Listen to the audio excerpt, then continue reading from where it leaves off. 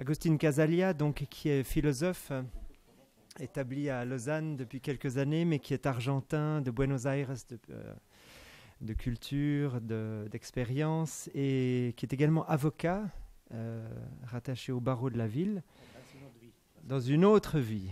Enfin voilà, on a donc des vies. Et puis le titre qu'il a choisi pour son intervention, c'est Pensée et guérison. Alors je te laisse la parole. Est-ce que tu veux rajouter quelque chose peut-être? Peut-être au fil de mon intervention. J'ai combien de temps exactement? Écoute. Non mais parce que sinon ça peut être embêtant. Oui.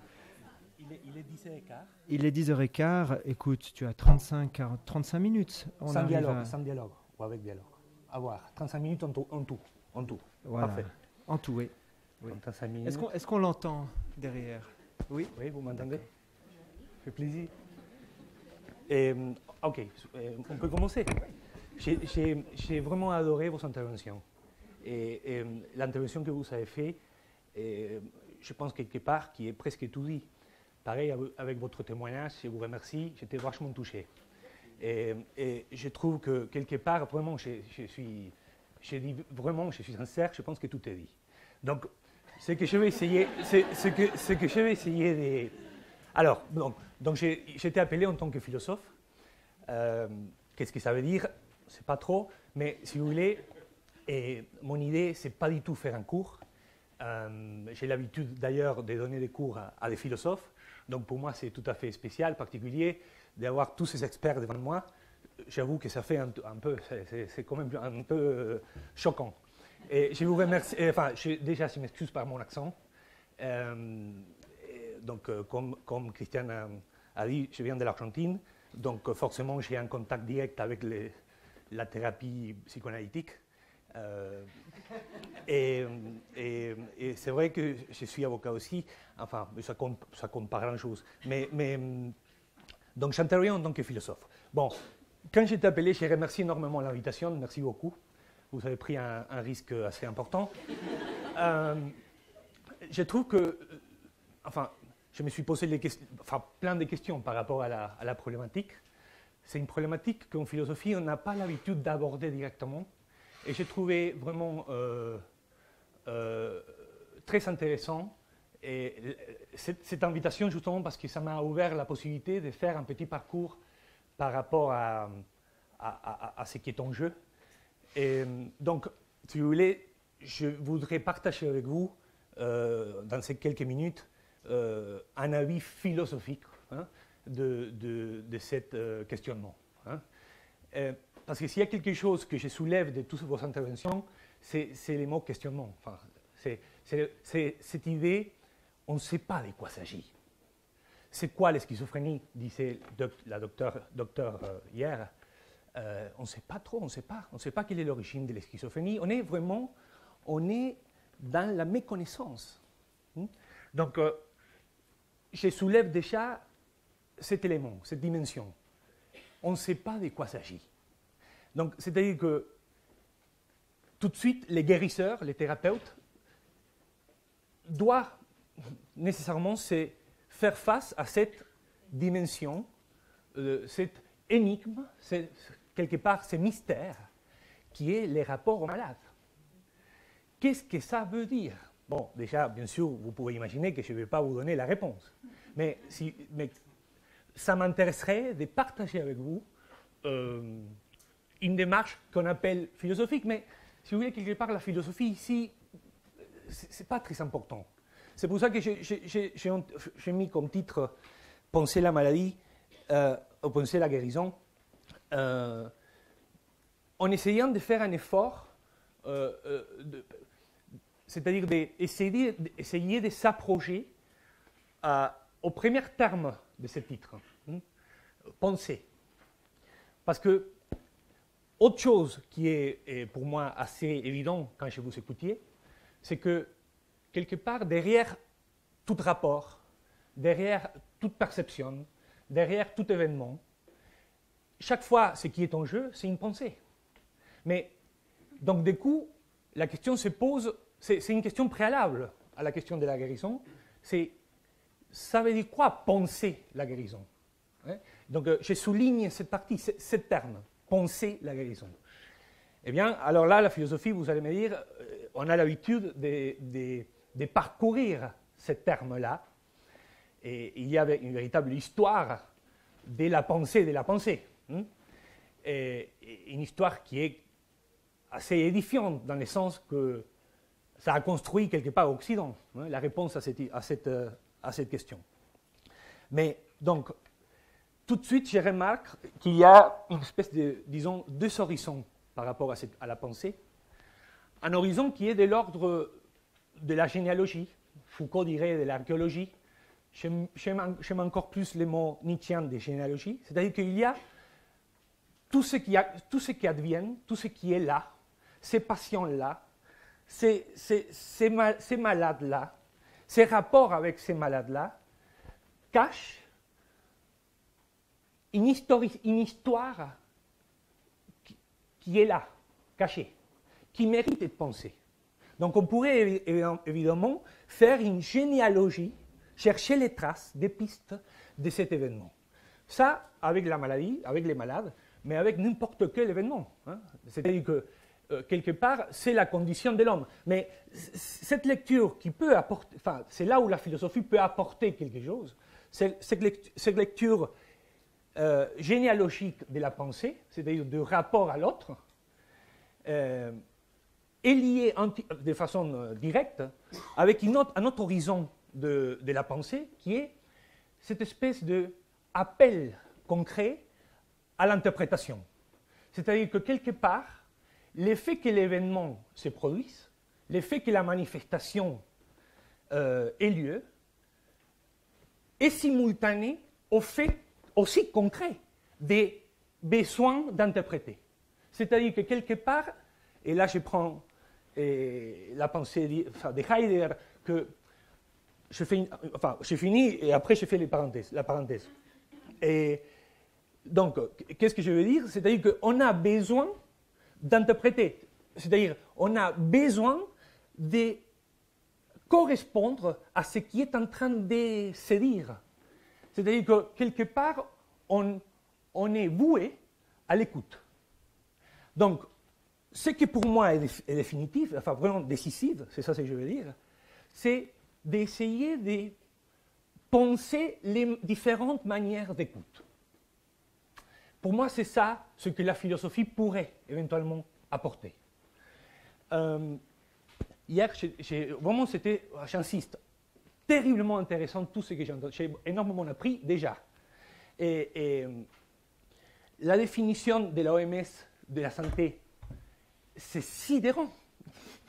C'est-à-dire que cette espèce de béatitude, plénitude de la santé, cette espèce de but idéal de la santé, nous parle complètement d'une pensée qui l'ordonne, qui la définit. C'est-à-dire que quelqu'un a pu écrire cette définition parce qu'il y a une histoire derrière, une histoire qui est de l'ordre de l'esprit, de la pensée, qui a pu déterminer cette possibilité.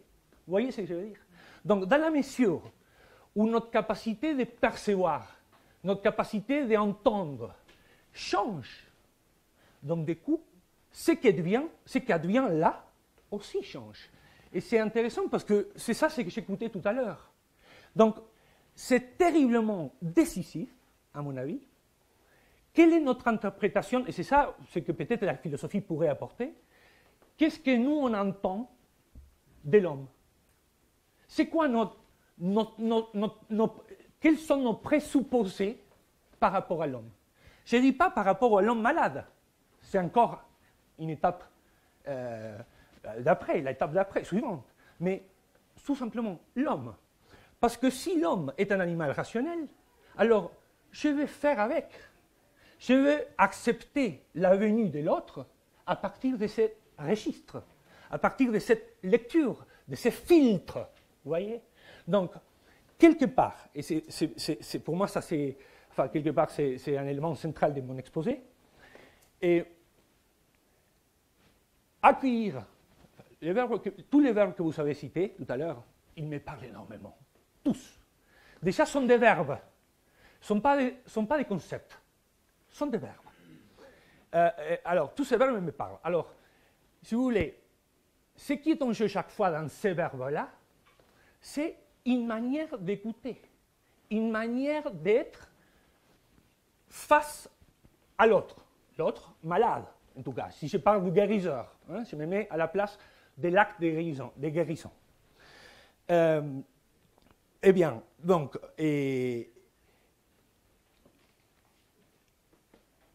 faisons le tour. Si la philosophie pourrait éventuellement nous apprendre les différentes manières comme l'homme, les médecins, les thérapeutes peut concevoir, c'est-à-dire espérer, attendre la venue dans un accueil de l'autre, faisons-le. C'est-à-dire, essayons de parcourir ces différentes manières. C'est-à-dire que quelque part, ces différentes manières seront toujours, chaque fois, enrichissantes. Bien, ça c'est-à-dire que c'est de l'ordre de l'ouverture des portes, c'est de l'ordre de l'ouverture de l'horizon, c'est de l'ordre de l'enrichissement d'attente. Bien. Peut-être un peu d'eau. Ah, super. Merci beaucoup.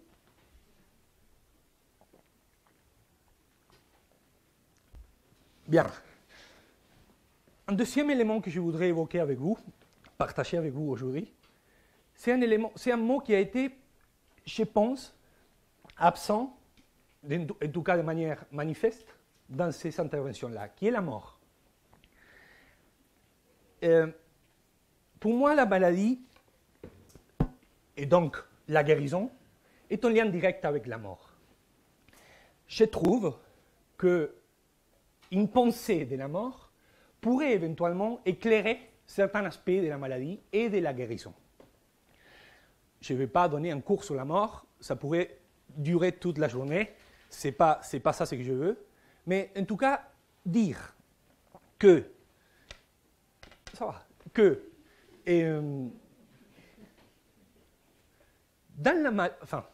on peut s'approcher de cette manière. Si les mondes auxquels on est forcément confronté, on est forcément avec lesquels on fait avec, hein, on fait avec ces mondes-là, peut être compris du point de vue philosophique comme un système, qu'est-ce que je veux dire? Comme un système de relations, de resignification, c'est-à-dire où chaque élément, chaque chose de ces mondes a une référence à l'intérieur de ces mondes. D'accord? C'est-à-dire, mettons un exemple tout simple. Si vous voulez, chaque chose nous parle d'autre chose. L'exemple typique qu'on donne en philosophie, c'est les dictionnaires. Hein? Quand on cherche un terme dans le dictionnaire, la définition du terme, on la retrouve dans le dictionnaire même. Hein? Donc, c'est-à-dire qu'il y a un véritable réseau de resignification qui construit une espèce d'appareil qu'on peut appeler monde. D'accord? Bien, donc là, on est dans la dimension de l'explication. Hein? Tout peut être expliqué, signifié. Mais j'ai dit tout à l'heure que la maladie, l'effet d'être malade, n'est pas de l'ordre de l'explication. Donc, quelque part, il faudrait trouver une place, un rapport entre ces dictionnaires qui est le monde, qui, il faut le dire, qui invite à être expliqué. Il faudrait trouver l'autre de ces mondes. Il faudrait trouver l'autre, ce lieu qui n'est pas, qui est, si vous voulez, fermé à toute explication. On va revenir à l'exemple. Les dictionnaires, on a dit, les termes qui sont à l'intérieur, qui configurent ces dictionnaires, se resignifient. Mais les dictionnaires en tant que tels n'ont pas de signification. Il est gratuit. Il n'y a pas un dictionnaire du dictionnaire. Vous voyez ce que je veux dire? Donc, le système du monde, en tant que monde, est insignifiant. Ça, Heidegger l'appelle la Terre. Il dit qu'il y a un combat, un véritable combat entre les mondes des références, où les relations causales sont en jeu, où la science a lieu, où la médecine a lieu, et un autre lieu, une autre expérience qui contredit, qui se bat avec ces mondes d'explication. Alors pour moi, la maladie a ce pouvoir incroyable de suspendre l'évidence du monde. Les malades, et c'est pour ça que c'est, si vous voulez, c'est une dimension existentielle de l'expérience de la maladie, et que je trouve qu'il faudrait évoquer dans la pratique. Je suis désolé, j'ai 10 ans de psychanalyse, je n'ai aucune idée, enfin je ne suis pas du tout un expert, mais simplement, le fait de concevoir, de penser la maladie comme dans ces dimensions existentielles, c'est-à-dire suspendre l'évidence des mondes, nous touche directement cet autre du monde, cette insignifiance du monde, c'est sans pourquoi. Il n'y a pas pourquoi. Vous voyez, on peut se rappeler de ces poètes, la rose est sans pourquoi, fleurit parce qu'il fleurit. Fleurit parce qu'il fleurit. Donc, si vous voulez, ce que mérite d'être pensé, je trouve, dans votre démarche d'expert quotidienne, c'est ces passages entre une pensée qui cherche les calculs, une pensée qui cherche la construction conceptuelle, une pensée qui cherche l'instrumentalité, oui, à une autre pensée qui puisse accueillir cet autre du monde, cette insignifiance, cette non-explication du fait d'être malade. La mort. La mort. Donc, bien sûr, derrière ce que je viens de dire, il y a toute une histoire, une longue histoire. Quelque part, est l'histoire d'Occident. C'est quelque part, Occident a essayé de refouler, je prends un terme psychanalytique, refouler, éviter la pensée des malades, la suspension du monde. Ce qu'il a fait, cet Occident, c'était chaque fois construire le monde, expliquer le monde, chercher la manière de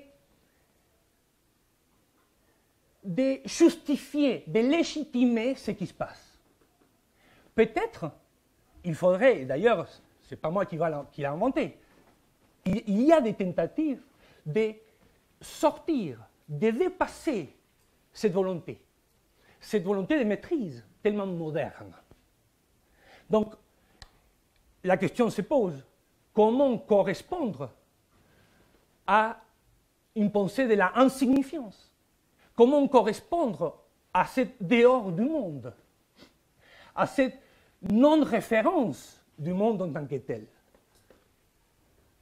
Alors, on ne peut pas le faire avec la pensée habituelle, ça c'est clair. Ce n'est pas en cherchant, si vous voulez, ce n'est pas en construisant un système qu'on pourra faire avec cette problématique. Par contre, peut-être, il s'agit plutôt de basculer à une pensée qui est de l'ordre de l'expérience, qui est de l'ordre de la sensibilité, qui est de l'ordre du langage. Heidegger dit, toute chose m'adresse la parole. Et c'est ça, percevoir. C'est quoi percevoir? Entendre ce que la chose nous dit. La chose, les malades, etc. Si vous voulez, il faut quand même tenir en compte que pour quelque chose de ce genre ait lieu, c'est-à-dire penser la pensée, enfin concevoir la pensée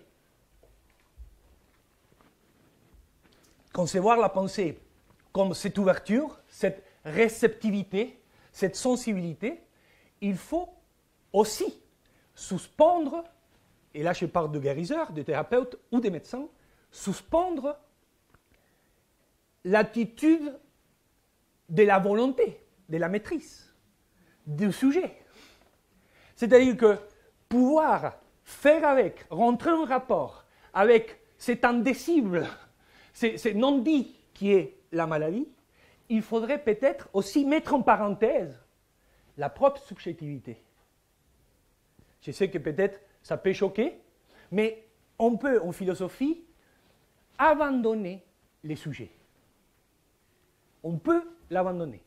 Abandonner les sujets, ça ne veut pas dire s'abandonner. Ça veut dire lâcher prise pour que peut-être l'homme en tant qu'homme arrive. Vous voyez, il faut arrêter d'identifier sujet et homme. Il faut arrêter, vous voyez, donc sortir de ces rapports sujet-objet, c'est déjà un premier pas pour une pensée autre. Une pensée que, en suivant les fils de cette exposition assez chaotique, ça serait de pouvoir correspondre à cette autre, à cette inconnue, à cette obscurité qui est le corps malade, l'homme malade. Vous avez dit, j'ai noté comme 6 pages de ce que vous avez dit. Et il y a plein de questions, plein de choses à y penser, mais toutes les pistes sont là. C'est-à-dire que, si vous voulez, je vous invite, du point de vue de ma discipline, qui est la philosophie, qui a un lieu bizarre ici, hein, c'est une place bizarre, mais ça serait de parcourir ces questions-là. Pas pour essayer de la théoriser. Attention, on a une idée bizarre de la philosophie. On pense que la philosophie, c'est théoriser. Non, non, non. Il y a une autre manière de faire de la philosophie, qui est une manière terriblement rigoureuse. Jusqu'à quel point on peut recueillir ce qui est en train de se passer. Dans votre expérience en tant que malade, vous-même, vous avez fait ce travail. Mais ça, c'est penser. Faire le travail que vous avez fait, qui nous a incroyablement de manière, avec une espèce d'humilité que vraiment je souligne, vous venez de partager. Ça, c'est penser. Recueillir dans un chemin. Donc, si vous voulez, et on finit là, et peut-être on a 2 ou 3 minutes si vous voulez pour parler. J'ai rien dit de mes 18 pages que j'avais préparées, heureusement d'ailleurs, heureusement. Mais, donc, je propose, changer des types. Arrêtons avec la nécessité, cette espèce de besoin désespéré de tout expliquer pour être au service de ce qui est en train de se passer. Dans la praxis psychoanalytique, je trouve que Freud a vu juste la passivité du médecin, la parole et toute la puissance de ces paroles-là est en place, a lieu. Et ça devrait nous indiquer, donner des pistes à une pensée qui pourrait éventuellement être dite, être manifestée par rapport à ce qui est en train de se passer. J'ai mes petites critiques par rapport à la théorie qui a essayé de justifier ces praxis, mais ça, peut-être un autre jour. Donc, je propose ces parcours, c'est un parcours de la pensée, ce n'est pas un parcours de la pensée conceptuelle, c'est un parcours de la pensée qui essaye de correspondre à ce qui est en train de se passer. J'ai beaucoup aimé, j'ai beaucoup apprécié votre intervention parce que vous nous avez donné des étincelles de poésie. Et c'est peut-être la poésie, une pensée de l'ordre méditatif, une pensée qui touche la parole dans ce sens-là, qui pourrait éventuellement être une piste pour accueillir les malades. Un peu chaotique. Hein? Merci beaucoup. Mais merci. Mais juste, j'aimerais peut-être, parce que tout ça n'a pas de sens s'il n'y a pas de dialogue. Est-ce que c'est possible? Quelques minutes. Est-ce qu'on a le temps de quelques minutes? C'est vous qui coupez direct, hein, s'il faut. Mais non. Alors justement, merci et bravo vraiment pour.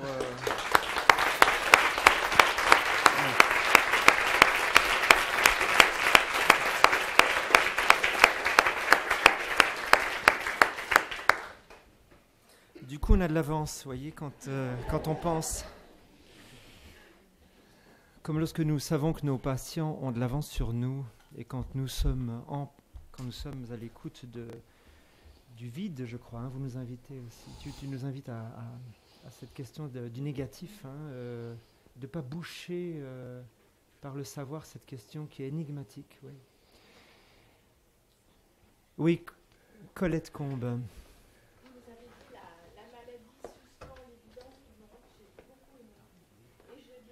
Un instant, Colette, juste. Le centre de donner un micro. Il y a un petit bouton rouge. Il va venir. La maladie suspend l'évidence du monde. Et la philosophie, est-ce que c'est pas la même chose? Pardon? Est-ce que du coup, la philosophie n'est pas comme une maladie merveilleuse, quoi? Enfin, on s'arrête, on ne sait plus, on est face à l'inconnu, au noir, à la mort, d'une certaine façon, de tous les présupposés, de tout ce qu'on croyait savoir, de tout ce qu'on avait bâti. Je n'ai rien à dire, vous l'avez dit, je suis complètement d'accord, mais pas seulement, mais pas parce que c'est la philosophie, c'est-à-dire que je pense que c'est notre expérience en tant qu'homme. Hein.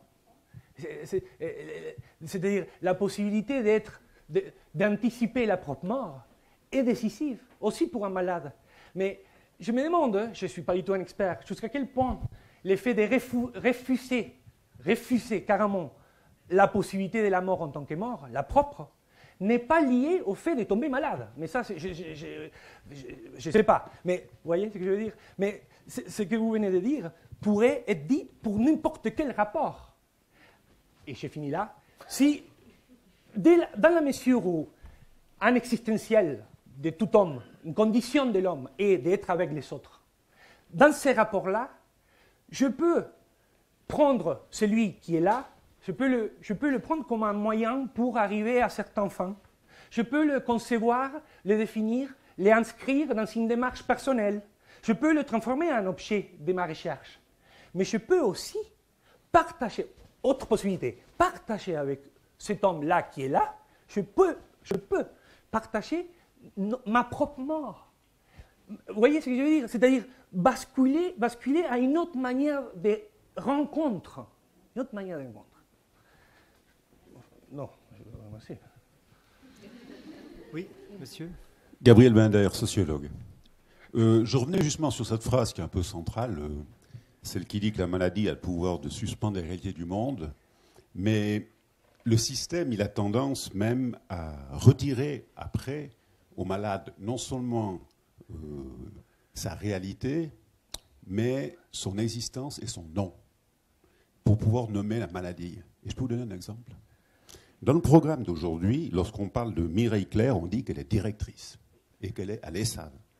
Lorsqu'on parle d'Augustin, on dit qu'il est avocat, il est à Buenos Aires, il est philosophe, il est à Lausanne. Et lorsqu'on parle des patients, ils n'ont plus de nom, ils n'ont pas de lieu. Ils s'appellent témoignage d'un patient et d'un père aidant. Ce qui veut dire que le monde des soignants, lorsqu'il parle des patients, il utilise des génériques. Il n'y a pas témoignage de Bernard, Herzog, Lausanne et de Dominique, je fais exprès, hein. Frémont, Genève. Et la preuve, c'était voir la difficulté que vous avez à leur donner leur propre nom pendant l'exposé. Merci. Mais je peux...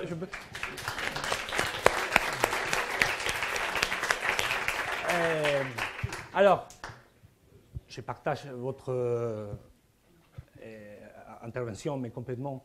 Il faut dire en même temps que les pièges inouïs d'Agustín Casalia, avocat. Oui, certains statuts, ça ne sert à rien. Ça ne me parle absolument pas.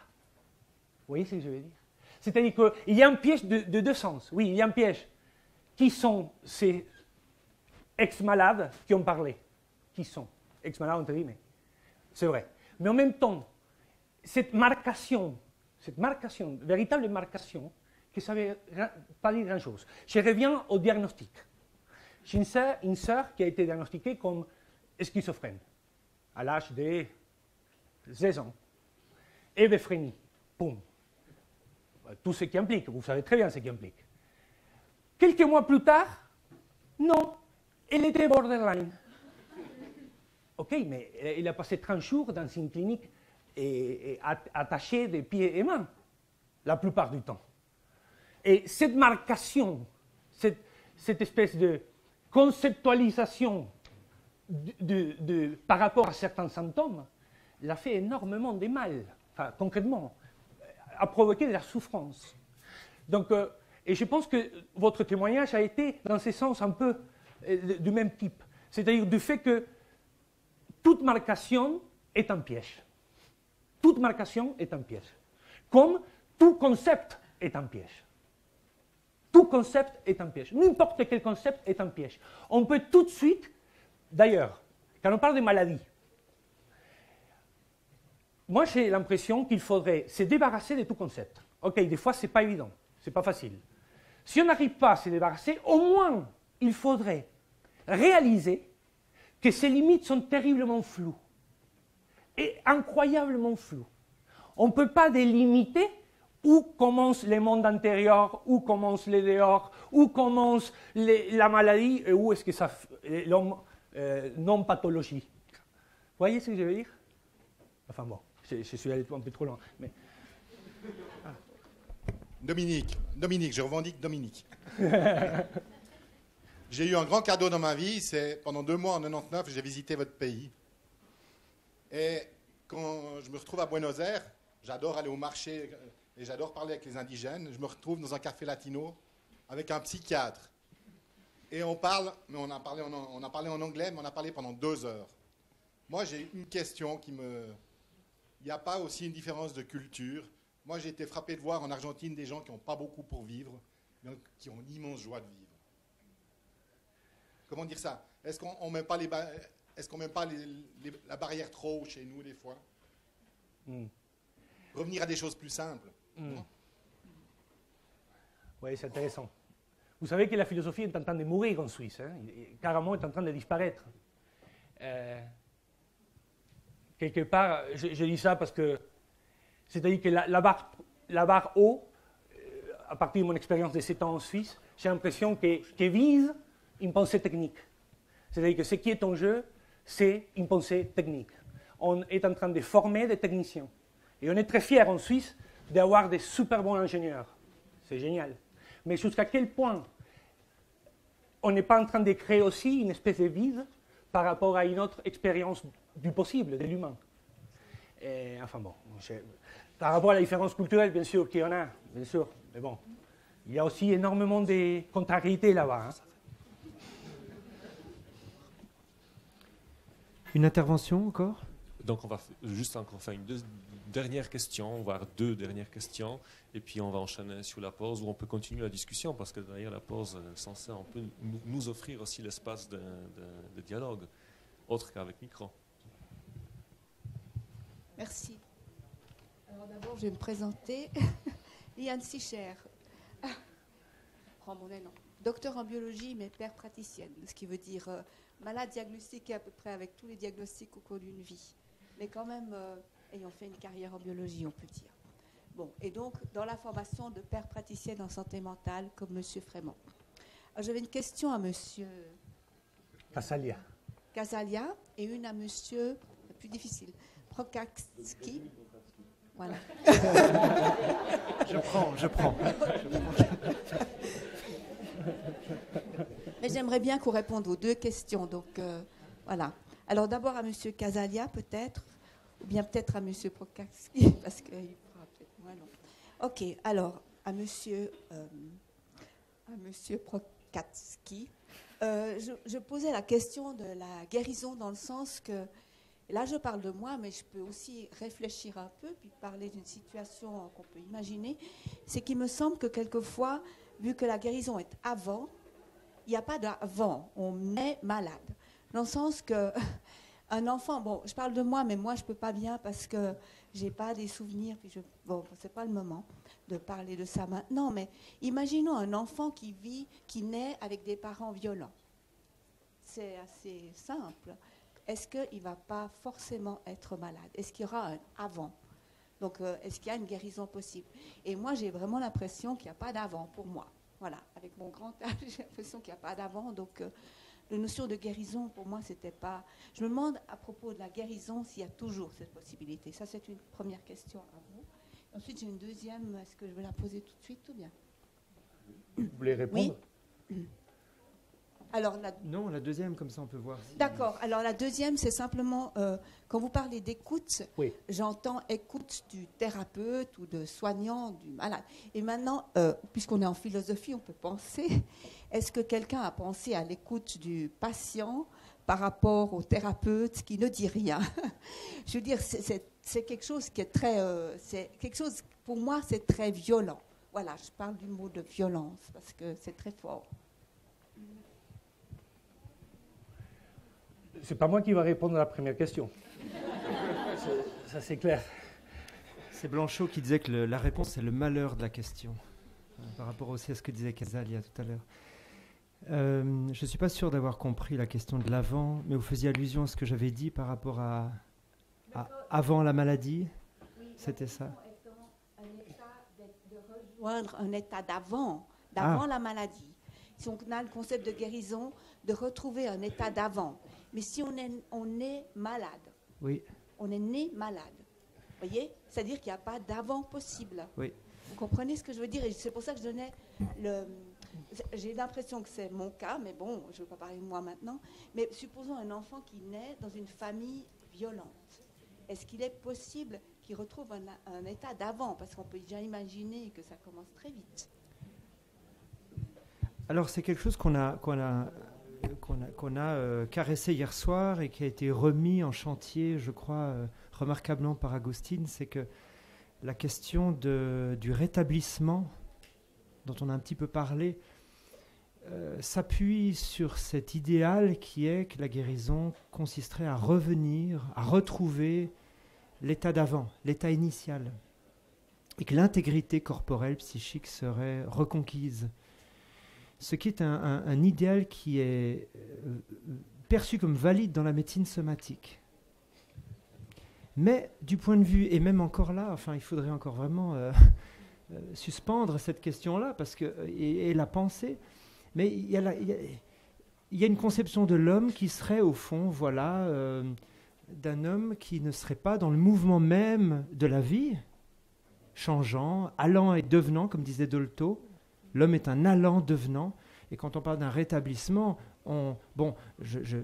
Bernard Frémont faisait allusion à la question du rétablissement qui pour lui était une sorte, je crois, de plateforme retrouvée par rapport à l'équilibre instable. Donc, quelque chose où on voit bien la tension, l'énigme d'une sorte de mouvement qui continue à être perçu là. Mais la conception du rétablissement, telle que je viens de la rappeler, est problématique puisqu'elle nie, je crois, la question de l'aller vers la mort, qui est un mouvement.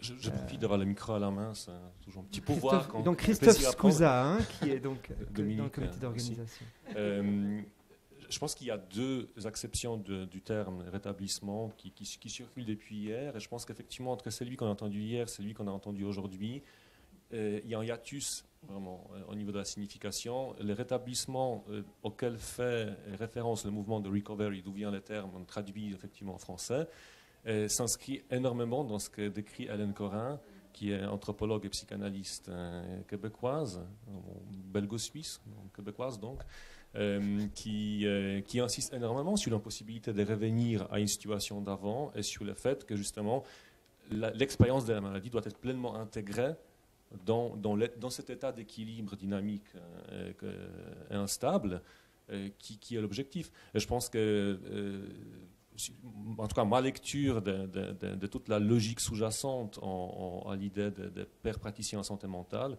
s'appuie davantage sur cette définition de Corin, de manière plus ou moins explicite, que sur les mots dans son usage d'avant le mouvement recovery qu'on a entendu hier. Donc je pense que là, voilà, la précision est nécessaire, je pense. Florence Cartier, et puis Augustine, tu répondrais après aussi à... Merci. Je voulais reprendre la question de Madame, parce qu'il me semble que c'est extrêmement essentiel, parce que je crois que vous faites... Enfin, moi, ce que j'ai compris, c'est que vous nous dites qu'en fait, on doit penser au modèle de maladie que nous avons aujourd'hui. Et la schizophrénie est excellente par rapport à ça, puisque d'une part, nous ne savons pas à quoi est due la schizophrénie et comment elle va apparaître ou à quoi elle est due. mais en même temps, les recherches vont dans des sens extraordinairement différents. Et un de ces sens, c'est de penser qu'il y a quelque chose qui se passe même avant la naissance et qui altérerait le développement cérébral futur. Donc en effet, si on a ce modèle, alors il n'y a pas d'avant la guérison. Vous avez raison. Il y a au fond une sorte de malformation qui serait présente. Ce qu'il faut bien dire, c'est qu'on ne sait pas encore si ça va s'avérer juste. Donc, pour le moment, nous partons d'une non-connaissance, pas d'une méconnaissance. Pardon. Merci. D'une non-connaissance, et nous pensons que nous pouvons quand même, compte tenu de ce qu'est capable de faire un enfant qui deviendra schizophrène, c'est-à-dire apprendre à lire, à écrire, donc apprendre la symbolique, etc., eh bien que nous pouvons penser que son cerveau ne marche pas si mal que ça, et qu'il y a aussi une composante psychique dont on peut s'occuper, et que là, nous pouvons penser en termes d'alternance entre des moments de guérison, peut-être un peu fragiles, ou des moments de maladie. Merci. Agostine, un mot avant la pause? Oui, donc c'était par rapport à l'écoute. Vous pouvez répéter, désolé, j'étais... J'entendais parler de l'importance. Pardon, je suis désolé. Ouais. Je vous ai entendu parler de l'importance de penser l'écoute, que c'était peut-être un apport de la philosophie. Et je me disais que j'ai compris entre les lignes, entre les mots, que c'était l'écoute des thérapeutes du patient. Ah, oui. Et moi, je parlais de l'écoute des patients par rapport aux thérapeutes, qui est énorme, mais aussi très... Enfin, on ne parle jamais de comment les patients perçoivent les thérapeutes, mais c'est quelque chose d'énorme. Et ça, on n'y pense pas beaucoup. Et je trouve que c'est très violent, le silence. En psychanalyse, je trouve que le silence du thérapeute est terrible et violent. Oui, mais est-ce que c'est violent? Je ne suis pas un expert. Mais moi, j'ai vécu ça, ça m'a à peu près détruit. Oui, mais est-ce que cette violence inhérente au silence du thérapeute ne vous pousse à faire face à votre propre parole? C'est-à-dire que quelque part, vous voyez ce que je veux dire? Oui, mais monsieur, je vais vous dire juste un élément. Moi, j'étais très jeune quand j'ai eu ça, très jeune. Hein. Et donc, face au thérapeute qui était tout puissant et de toute façon magnifique, idéal et parfait, moi, j'avais honte d'être. Honte. Tout était honte. Et donc, par rapport à ça, comment voulez-vous que je dise un mot, puisque de toute façon, j'allais être mise à la poubelle tout de suite, vu que tout mot que je pouvais dire, c'était que, ben voilà, des choses mauvaises. Du point de vue philosophique, les rapports avec les mondes, c'est-à-dire ce qui se passe dans les mondes, et c'est-à-dire les conditions existentielles de l'être humain, et chaque fois, il faudrait qu'on pense ça depuis le point de vue du rapport, de la relation. C'est-à-dire que ce qui serait intéressant, ça serait que cette dualité, enfin, médecin d'un côté tout-puissant et patient de l'autre côté, qu'il puisse avoir une espèce de retrouvaille un entre mutuel, ces deux individus. Et donc, à ce moment-là, l'écoute, ça serait véritablement une écoute partagée. Mais pas seulement l'écoute de l'autre, c'est-à-dire la parole dite, mais aussi la parole non dite, c'est-à-dire du silence aussi.